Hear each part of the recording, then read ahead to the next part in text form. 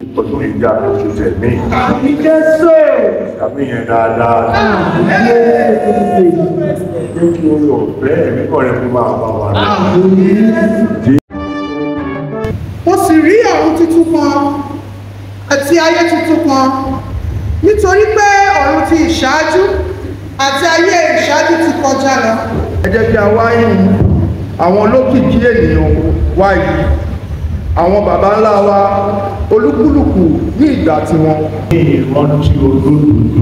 Pray a remembrance of the righteous.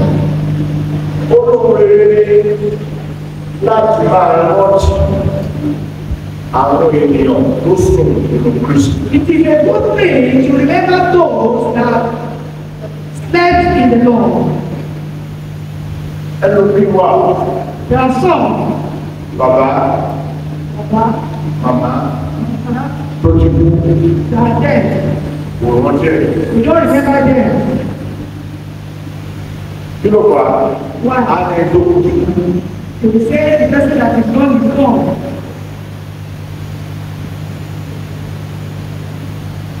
Àgàgà àwọn Kìrìsìtẹ́nì ọ̀sán gbogbo. Most especially Christians of nowadays. Wọ́n ti gbàgbé wípé They are forgotten. ewu kí ní kọjá kiri mọ́ ìjẹ̀bá kó kí ní kọjá kiri mọ́. Yẹn wípé bí ìwọ bá ṣe rántí wọn sí, As you are remembering them, làwọn náà máa rántí ẹ̀. so also they remember you. Mo pẹ́ pé àwọn Yorùbá máa ní òkú ọlọ́mọ òkè ń sùn. Your wife used to say that a mother does not sleep when you die. Lónìí, Today, ẹlòmí ò tẹ̀ rántí bàbá àti bàbá some ẹ̀. people don't even remember their mother and their father are dead. Lọ́dọọdún Yearly, ni ìbí máa ń rántí bàbá ikú lọ ní as òru. we do remember Papa Yolomi, Ó lè sọ àwọn àgbààgbà I can tell the elders tó ní wàásù that Samanai nípa bàbá ikú lọ ní òru. concerning Papa Tí mo Yolomi, máa ń pè, bàbá kọ́kẹ́ yẹn ti wá mi rí lẹ́ẹ̀mejì. Peke was there Ṣé bàbá twice. Phillips, Mama Philip, bàbá Adéyẹmí, Adeyemi, àtàwọn bẹ́ẹ̀ lọ so on and so forth. tí mo lè kà títí ó fi pé tàbí náà lónìí. I can count till it's 31st today. First time ni máa wàásù nítorí wọ́n ti bàbá yìí. Second is the first time in Samanai for Papa's remembrance. But kí ni kókó ọ̀rọ̀ ní? But what is the topic for today's sermon? Òun la máa rí nínú first lesson yẹn. Shall be found in that first lesson read. Olùwàpọ̀ ó ní àwọn tó ṣọ̀rọ̀ fún wa. So, they are very dear to us. Àwọn tó ṣọ̀rọ̀ fún wa kókó olùwàásù mi lónìí. Today's topic is those that are dear and very stark to us. Ẹ ṣe oyin lẹ̀ fún mi. Open the song. Táwọn olùkọ́ mi first lesson yẹn. Ẹ jẹ́ kí àwa ní olókùnkùn ènìyàn wà yìí. Yes. Ọba làwa. Ẹ jẹ́ kí a wá ní olókìkí ènìyàn àwọn bàbá ńlá wa. Ní ìka tí wọ́n. Ẹ jọ, tani pàtẹ́ ti kú tí ẹ ti kú tó wà lẹ́nu lọ́sùn kí. You have lost your father and your mother. Raise your hand. Ẹ ti jẹ́ ẹjọ́ bá pẹ̀lú.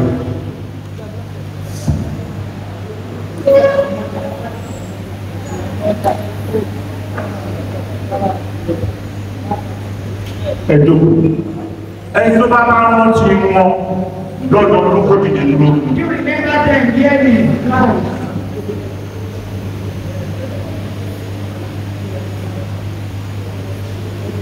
Ẹ bá let's be serious. olùwàrántí.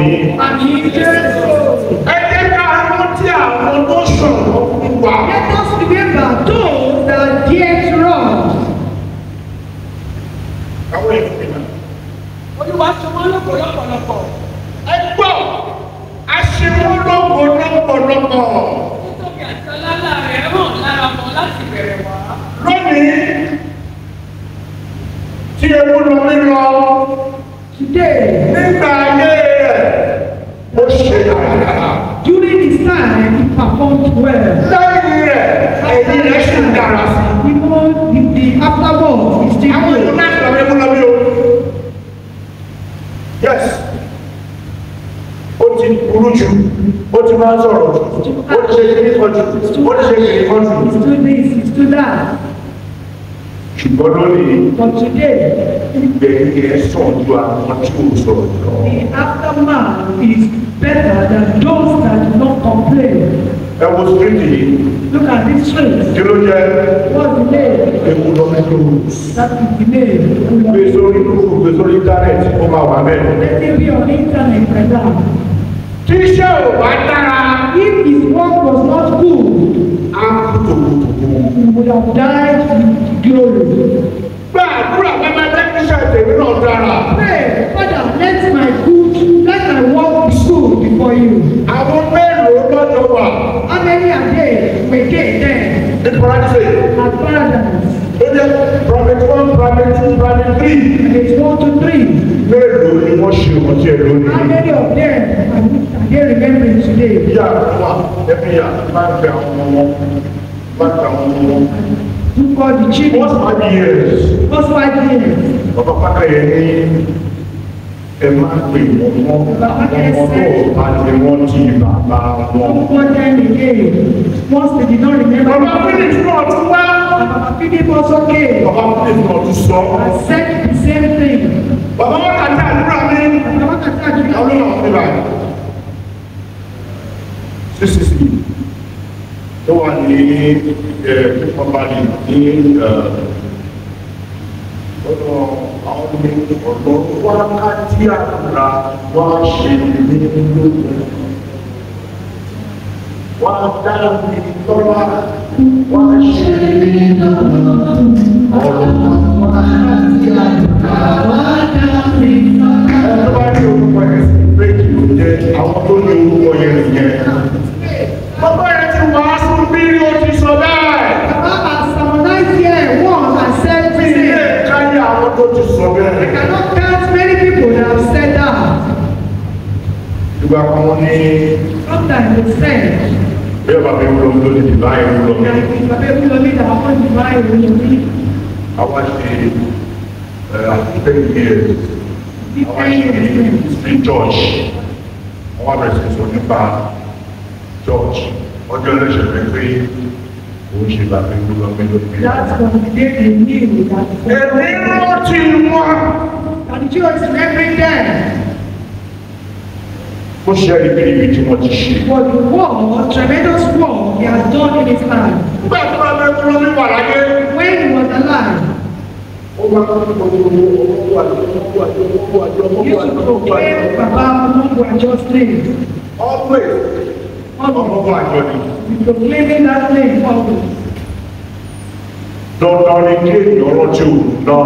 It's imperative for somebody to remember ibi him tó ń also. gbélé Where he got to fún ọmọkọ àjọ.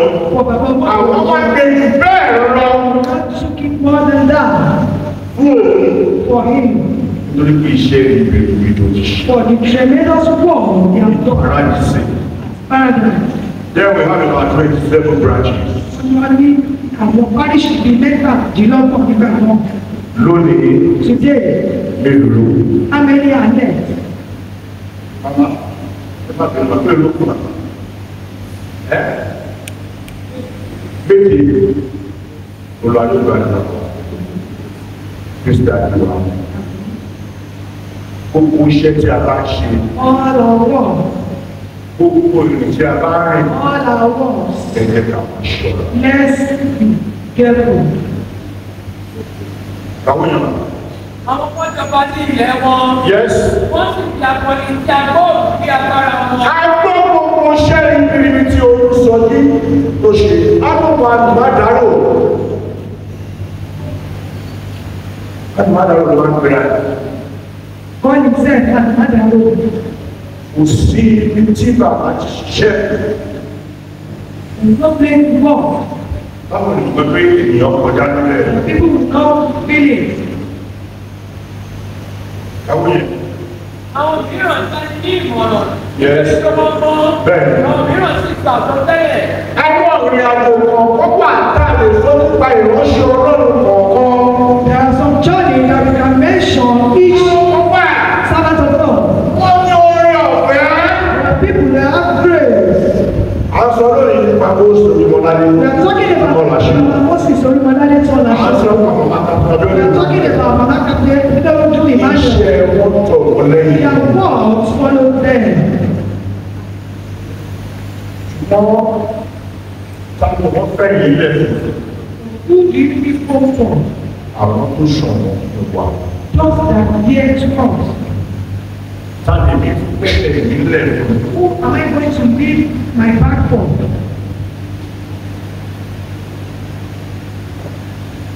Ṣé ènìyàn bá sọ tàbí olùsọ wípé Somebody tell the regular leader. ènìyàn kan wà lára àwọn tí gbọ́ ìṣẹ̀lẹ̀ kó ní sọ́dọ̀ tó máa ṣe báyìí fún mi. There's someone among those people working with him that will do so thing for you. Possible for me. It's possible for you to believe Possible for me. and for him not to believe. Ọmọ ẹgbẹ́ àwọn mọ̀. But I know that he knew. Ọ̀gbọ́dọ̀ máa mẹ́tọ́ máa tó yìí. He may not know that it will get to this extent. Àwọn àdìbá fi ṣe lọ́kọ̀. He will vanish one day. Bí ilé ìgbàgbé ọ̀rọ̀ méjì mẹ́ta tó máa bá mi sọ̀rọ̀. So you cannot forget some 3 words that he normally tells you. Wọ́n ní He said, alùpùpù máa ń pè wọ́n ní pèlè lórúkọ. to call him Alibi. Wọ́n ní alùpùpù. He mentioned his name. Mi lónìí. And I want to tell you today, Ní ìgbàkúgbà whenever tí bá fẹ́ dá ìjọ sílẹ̀, that I want to build a church, kí n fi sí abẹ́ olùṣàgùntàn kan. put it under a shepherd. Mo ò tẹ̀ ní kò ìdájọ́ rẹ̀. Said he did not even believe that he Wọ́n lè was sọ̀rọ̀ in ní the church. ìtẹ̀ ríro, wọ́n ti ní ìlú ó sí wọn. He did not even think about it twice. Bàbá ló lẹ́kìn mọ̀ fún pé It was Baba that made him to realize ó máa sọ fún wa ní èyí wá lè rí ọmọ ẹ̀fọ́ agbára wo. Wá ní lè kọ́ ọmọ yẹn fọ́ lójú mu. Lọ́dà tó bá fọ ọjọ́ ìwé kókó wá kọ̀rẹ́ ẹ̀fẹ̀. the child also must do in his presence so that he can correct him. Why? Àwọn aṣíwájú mi wà pẹ̀kẹ́ tó wà lẹ́yìn wọn péré. As some leader, that they don't want the people Àwọn reaction to aṣíwájú them. wà kó tẹ̀ fẹ́ kí a tó lé kó tẹ̀ ní ìmọ̀ àbí òye. There are some leaders that they do not even want the Àwọn other ìlú lọ yóò ṣe bẹ́ẹ̀ náà wà wò. Baba Olori and Baba Ewulomi Everything ló fi hàn wá. he showed them everything. Lọ́ba parí àjọ̀dún àbí ìlú èdè tó bá ṣe àjọ̀dún wọn. After today, Bàbá ṣe after fún wa kéèké wá ṣe gbogbo ẹ̀. the court came, À á jẹ wọn, à á ṣe wáyé. Àpòsàgbó yóò wà bẹ̀rẹ̀. Mẹ́ta wà tẹ́lẹ̀ mọ́ni ti lọ tán. later on, after everybody Á kó was àwọn akáwọ̀ sùn. made the gaffers.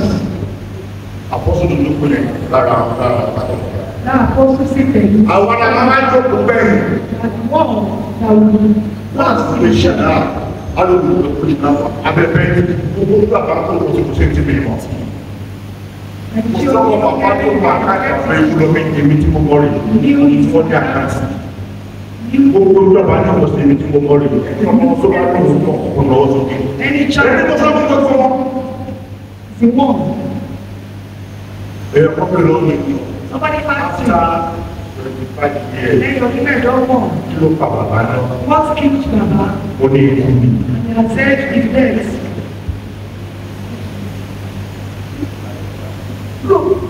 Àwọn iṣẹ́ tí Ewúrọ̀mí ti ṣe. The work that Baba Ewulomi has done, Ilé ìsọjọ́. it's uncountable. Wọ́n á wo nígbà tí ìmọ̀ yẹn ṣẹlẹ̀. And look at it when that thing happened. Nígbà tí wọ́n When he died, sọ fún mi, wọ́n ní àlọ́ sí Ìbàdàn. he told him there that they are going to Apárí Ibadan méjì ni after the vigil. mo ṣe ọ́ọ̀kì kámẹ́rà pẹ̀lẹ́pẹ̀lẹ́. Àwọn ọmọ ṣe ní orílẹ̀-èdè kò ní àdìgbà gbàgbé ẹ̀. His deed can never be forgotten in Ẹjọ́ this ṣé nation. wọ́n tó wà? Kò sí. Kò sí ra owó lọ́wọ́. Nobody like him. Wọ́n lè sọ ohun. Ó jẹ́ ẹ̀sìn. Ẹgbẹ́ láwọn generation kẹ́kọ̀ọ́ wọn. Kẹ́sì. Ẹgbẹ́ láwọn yẹn. Ẹgbẹ́ tẹ̀lé bá gé jẹ́. Nínú ìrìn àjò The journey fún àlàáfíà àti ìfẹ́. for peace and love. Ìyàwó yẹn máa. àti nípa ìmọ̀ ìtàn. Bẹ́ẹ̀ni. Wọ́n sì rírí àwọn ènìyàn wọn. Yes. Wọ́n jẹ́ ọlọ́gbọ́n nínú ọ̀rọ̀ Wọ́n ìtọ́nisọ́nà. jẹ́ ọlọ́pàá. Nínú ọ̀rọ̀ ìtọ́nisọ́nà. Ẹja Abíọ́lá lónìí. Caterpillar today. Ǹjẹ́ Abíọ́lá ṣì wà? June 12. Ó kù yẹn lè wò pátá. Die. Kò sí òkú yẹn mọ́. A tún lè máa pàdé. No exist again. Generation náà wáyé. This generation cannot have the time to exist again. MKO ìlàkọ̀ọ́mọ́nù MKO ìlàkọ̀ọ́mọ́nù nínú tàbí wà bẹ̀bẹ̀ MKO nínú àwọn ọ̀dọ́ yẹn nínú àwọn ọ̀dọ́ yẹn àgbẹ̀gbẹ̀rẹ̀ kàwé máa Àwọn mìíràn jẹ́ àṣẹ̀dá òun orin. yes Wọ́n sì kọ èrè àti ọ̀rọ̀ orin sílẹ̀. ẹ wo màmá pé mo ṣe máa ń wo sẹ́ráfù lónìí Caterpillar today. ẹni wọn mọ̀ sọ̀fà kids èyí tí màmá kàtà lórúkọ ló pọ̀ jù nínú ẹ̀mí Caterpillar building roads. ló bá yá wọ́n ní wọn ṣe kéré kan ìjọba kápẹ́ ló ṣe kú padà ẹ̀rọ máa bẹ̀rẹ̀ ṣe kéré kan. ìwọ rẹ̀ ń ṣe Which one did you do? ẹ jẹ́ kó ní nǹkan táwọn tó wà ń bẹ̀ ṣe gbogbo àwọn tí wọ́n kọ̀ dẹ́mu kí ni nǹkan tá a lè sọ kí wọ́n ṣe. Those that ayé ayé ló were wà saints, dáná what kí have they ni àwọn ṣe. done? What have they done? àwọn tó ṣọ̀wọ́ ìwà. Those that were yet to a ní láti rí ipa ribiribi wọn. must see their impact. àwọn yẹn náà. Àwọn mìíràn jẹ́ olówó. Yes. Wọ́n ní ọ̀pọ̀ ìṣúra. Bẹ́ẹ̀ni. Wọ́n sì gbé ilé wọn ní àlàáfíà. yes. Gbogbo àwọn ènìyàn wọ̀nyí ni ó gba ìní àkókò tí wọn. Ìjọba wà àwọn ènìyàn tó máa mọ pẹ́pẹ́ pé pàjá fún àgbàgbà. See the evidence in no day. Ènìyàn kan wà pé ní olówó Daniel. There's a man called Daniel. Daniel. Àwọn kan wà fún wọn ní Andrew Rosie. Some having Yossi. Gbogbo àwọn tá a sọ wọ̀nyí nígbà wọn. During their time, Èèyàn kan wà Anthony W. Biden. so that generation, that Láti Ghana, ó jẹ́ oyè he was given a shipment aṣíwájú ọba Lagos. Aṣíwájú ọba Lagos. Gbogbo ẹ̀ àwọn ìyá tó kìkì wọn, wọ́n ní ọ̀rọ̀, wọ́n ní ọ̀la. Faith, they are so wealthy. Ṣùgbọ́n lónìí, But today, àwùjọ wọn náà not hearing about them. ìgbà tí wọ́n lọ After the death, mọ́ àwọn àti àgbẹ̀wọ̀n àwọn so those that we can remember, ìyàwó ìyá. Wọ́n remember sì ní them. àtúnyọ̀pọ̀ ìgbà tí wọn. Oh yes, A rí nínú wọn tí kò tí àpèlè gbàgbé. bẹ́ẹ̀ Gbogbo ènìyàn sì lù wọ́n. ìyàwó ìmọ̀. Àwọn mìíràn sì wà tí a kò rántí mọ́. Tí wọ́n ti gbé bẹ́ẹ̀rí. Ẹ jọ, ta ló fẹ́ rántí Abacha sí? Sọ fún sọ fún ẹ̀ náà àti ẹgbẹ́ àwọn ọkọ̀ wà. Telling you and I that there are some. Shagari jẹ́ president. Shagari was a president, Àwọn kọ̀ọ̀kan lè ṣẹlẹ̀. and some things happened. Ẹ mọ́jọ́ mẹ́rin. Most of his children died, and when Olùkọ́jú. he died, he went blind. Àwọn tó ṣọ̀wọ́ wà. Àwọn arántí àwọn kan, àwọn tó sọ̀tọ̀ wò ní sí ní ìrántí náà. some people, their name will not be remembered any longer. Kàwé mà. Bẹ́ẹ̀ ni àwọn ọmọ wọn lẹ́yìn wọn. Yes. Wọ́n ènìyàn Ọlọ́run Ṣùgbọ́n ènìyàn Ọlọ́run. tó sì jẹ́ kí a lè Irú bàbá ewúrọ̀ mi ta ní ni àwọn wọ̀nyí. tá a rántí lónìí. Ó yẹ It's worthy láti máa rántí. to remember. Aṣọ ọlọ́rin yẹn ṣe bàbá kan fún adó. Àwọn ọmọ yìí yẹ láti máa rántí. They were worthy to remember Torí pé wọ́n sọ̀rọ̀ wà. because they were dear to us. bẹ́ẹ̀ náà ni àwa So also we la máa gbàdúrà that will pray àwọn ọmọ wa our children ọmọ àrọ́jì wa that they can remember us for good things. rọ́jì bàbá o Remember Papa tó ti sùn ní olúwa that slept in the rọ́jì ìyá Remember tó mommy ti sùn that má slept. gbàgbé wọn. Not forget. má jẹ́ kí ẹ̀sìn ọkọ̀ tàn ẹ́. Not allow any doctrine to ẹni tó kú ti deceive you. kú jáde ó Those ti that are lọ. dead are dead. They are dead. Gbogbo tó yà ó pàdé lẹ́sẹ̀ Jésù. They will be. Ibi tí a kò ní yàrá wa, àwọn yàrá, àwọn olùmọ̀ràn, Jésù ní àdìbákàdé. Iṣẹ́ ẹ̀ ló máa mú ẹ pàdé. Your work that will make you to meet. Ìrìnàjò ẹ ló máa mú ẹ pàdé. Your journey that will make you to meet again. Wọ́n ti pé Because ojúṣe yẹn your responsibility pẹ̀lú Ọlọ́run with God ó máa tàbí. matters most. Kàwé máa. Kí a kò ní gbàgbé iṣẹ́ rere wọn. Yes. Ọlá wọn yóò wà ní ìdílé wọn. Ṣé agbàgbé ṣe wúlò létí? People Ìgbà mẹ́ta jọ̀jọ̀ sílẹ̀. Ó ní a máa sọ lóde ìgbà ẹni. they name it divine will of me. Ó ṣe rárá sáà. Send no. Ẹ̀ka tó ní kọ̀mí. Let's give him another name. Àwọn wà ní kọ̀mítì yẹn. He was among the committee. Ebi mo dá lọ ní kí ó They mentioned. oníṣọ́gá ògùndípẹ̀ ó lórúkọ tààmà. This is the name I'm going to give him. Wọ́n accept. And they accepted. Ó ní kù street. Àwọn yẹn lọ. Ohun ìní wọn yóò sì di ti àtọmọdọ́mọ wọn. Yes. Àwọn àtọmọdọ́mọ wọn pa májẹ̀mú mọ́. Bẹ́ẹ̀. Bẹ́ẹ̀ lọ sí ní àwọn ọmọ wọn. Ó yes. Nítorí tí àwọn bàbá ńlá wọn. Lónìí gbogbo àwọn bàbá. Today, Baba's children. Bàbá ò dáa, bàbá ò ṣe kékeré kan. Ìgbà tó máa pín ogún. By the time they will Gbogbo share, ọdún pa ogún bàbá o. they all connected their own Pátá power. pátá. Connected their own power. Bàbá yìí fi ogún yẹn bẹ̀. That led the inheritance. Dájú ọ̀gá. Dájú ọ̀gá. Ẹ ṣe kọ́ property yẹn. Why not reject the property? Àwọn àdébílájà pátá lò. Ẹ jẹ́ ká lọ fún àpáta lò. Ẹ jẹ́ ká lọ fún àpáta lò. Mo ní lò ó. Said go. Ọba pẹ̀lú ewu lọ mi. That is the name. Lónìí, ọ̀dẹ̀ lọ. The name is still existing. Ó sọ pé bàbá yìí iṣẹ́ ìdára yìí. Shows that Baba boss was good then. Gbogbo iṣẹ́ wa ti máa ń ṣe gbogbo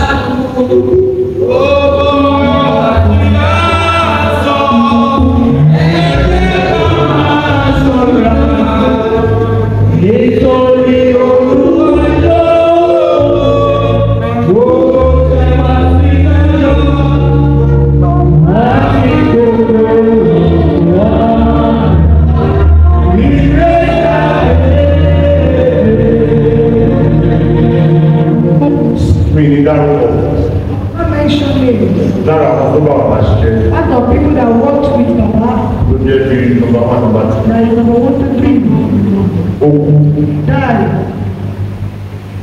ọjọ́ tó fẹ́ sí. The day Yes. Gbogbo wọn kì yóò sì parẹ́. Ogún ọjọ́ ṣe kí ni? Yóò parẹ́. Ó wà lórí ọwọ́ yìí pé o lè rí pásítì ẹnu báìbù jì báyìí sáńkà yìí. that's it in the Ó Bible. wà lórí báìbù. Was in the Bible. Kàwé màá. A sì wọ́n ní àlàáfíà. A sì wọ́n ní àlàáfíà. Orúkọ wọn yóò sì wà láti ìrọ̀lẹ́ ìran. Lọ́wọ́ orúkọ máa ní kí ni? Orúkọ Their name can never be erased. ọmọ náà tí ìbí ó máa ń gbọ́ pé èèyàn kan jẹ́ ewu lọ ní. Your own children will hear that there's someone bearing that name. Lónìí, Today, ènìyàn kan somebody ó ṣe rántí. is remembering Èèyàn kan kú èèyàn ẹ̀ tó lọ. somebody that met Baba. his father. Ó wá ní òkè náà títí ti jẹ. And you say you are remembering your own. Dáná ó sọ oúnjẹ ó ṣe gbogbo ẹ̀. Cook for people. Ìwọ́n wá náà ní rántí títí jẹ. And you say you will not remember your Ó own. ti kú ó ti lọ. That is gone, is gone. No! Rárá, Kàwé yẹn wá. Àwọn ènìyàn yóò máa ròyìn ọgbọ́n wọn. Yes. Ìjọ àwọn ènìyàn yóò sì máa yìn wọ́n. Òtútù wa. Ìjọ ènìyàn ló máa ṣe kí ni? Congregation. will praise them. Ó wà lọ́wọ́ ẹ̀. It's left to you. Àwọn tó ṣọ̀wọ́ fún ẹ. Those that are dear to us. Bàbá mi ò dáa. My father is not good. Ìyá mi ò dáa. My mother is not good. Àjẹ́ ni. It's a wish. Oṣó ni. It's a wizard. Bàbá ẹ̀ ṣe ni o. It's your father. Ìyá ẹ̀ ṣe ni o. It's your mother. Rántí ẹ̀ o. Remember them. Ìwé Daniel sọ̀rọ̀. Daniel said something. Àwọn ìjọ ẹ̀ verse 1. 12. First Chronicle 4:14. Àwọn rí. Àwọn yẹn wà ní Bible náà. Daniel. 12:1. Ní àkókò náà, Eh. ìmọ̀ jẹ́ ìbálòpọ̀ ńlá ni. Yes. Tí yóò gbé ta àwọn ọmọ ènìyàn. Bẹ́ẹ̀ni. Rẹ̀ yóò dìde. Yes. Àkókò wàhálà yóò sì wá. Àkókò wàhálà yóò sì wá. Irú èyí tí kò sí ìsírí. Tí ò tí ì sí rí. Láti ìgbà tí orílẹ̀-èdè ti wà.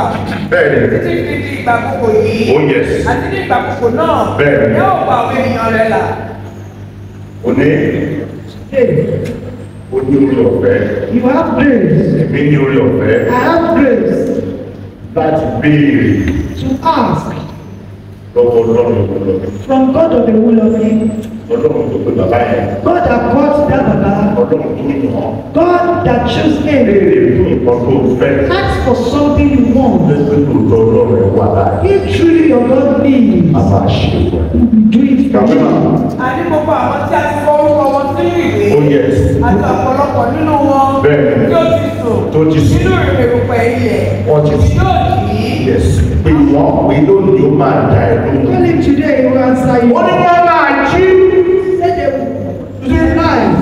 Every a day before Àjíǹde. He Night before Àjíǹde. restoration. Má sọ fáwọn èèyàn. Little Ní oúnjẹ. Lọ́sọ̀rọ̀ ìdí ìlẹ̀ tẹ́kù rẹ̀. put food on that table. Wọ́n máa jẹ presentation sí ilé olùkánù. Ọgbọ́dọ̀ máa wà àbí tó bá tọ́jú wọn. Oníyà Take care of them. máa rántí Remember pé that gbàdìdì èdè ìfàdìdì wọ́n ní gbogbo tó all the days wọ́n máa dìde pẹ̀lú Kristi. they shall resurrect with Christ. Olùkálùkù wá ṣe inspiration. Each Sílẹ̀. visit their homes. Bàbá Mọ́yẹ̀tì, bàbá wa wá sí ilé. They will come to his house. Bọ̀tọ́ bá níbẹ̀ tó bàbá ẹni tì. When they come, they did not meet anything. Ọmọ mi ò lè lójú lẹ̀ fún mi. Wàá Look, àwọn ọmọ yìí ṣe pàtàkì. All these things, they are so important. Kàwé mà. Àwọn mìíràn sí ìyà ìnípẹ̀kun. Yes. Àti àwọn mìíràn sí ìtìjú. Bẹ́ẹ̀ni. Àti ẹ̀gbọ́n ìnípẹ̀kun. Ẹ̀wọ̀n wo lọ mi lónìí? Katewulomi today. Ṣé ti ju lélẹ̀? Ayọ̀ ńlá ni. It's a great joy. Inú àkọ́ máa dùn ní. You will be happy. Ní orúkọ Jésù, gbogbo ìbéèrè ẹ̀rọ ìlúgba yóò dà ọ́. Àmì fún ìrẹ̀ láìsí. Chapter 4, verse 13. Ṣùgbọ́n àwa kò fẹ́ kí ẹ̀yin kí ó jẹ Jẹ́ àwé. nínú òwe ara Ara ní ti àwọn tí ó sùn bẹ́ẹ̀ ni. pé kí ẹ má bínú jẹ́ gẹ́gẹ́ bí àwọn yòókù tí kò ní ìrètí. Máa béèrè lónìí. Ask today. Ètò ẹgbẹ́ lóòótọ́ ìpè wà. If truly there is calling, Mo fẹ́ kí ìpè rẹ̀ dáhùn. it's your calling to answer. Ó jẹ́ bàbá tó bí ẹ lóhùn.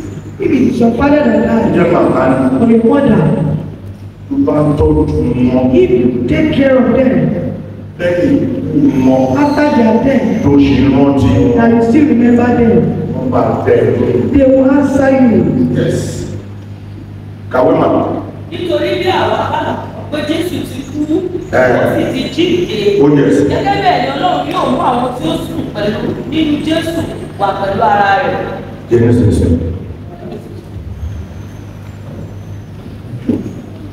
Did go. Eyes on your feet. béèrè lọ́wọ́ lọ. Ask from God. Ẹ ṣe oyin fún mi àwọn tó. Mo fẹ́ kó o ní àfẹ́ kó ṣe báyìí. I want you to do this for me. Wọ́n ti kí á lè tún mọ́ fún ẹ. You can't do it to you. Lọ́wọ́ ọlọ́run. Ask God. Ọlọ́run aláàyè. God of the good of the Wọ́n lè rọ̀ wọ́n lè mọ́ ọ̀rọ̀. Ìfọ̀rọ̀ bíi Ask.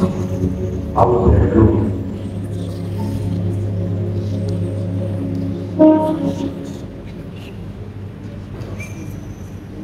Gbàdúrà Jésù Olúwa wa. Olórí ọ̀fẹ́ lọ.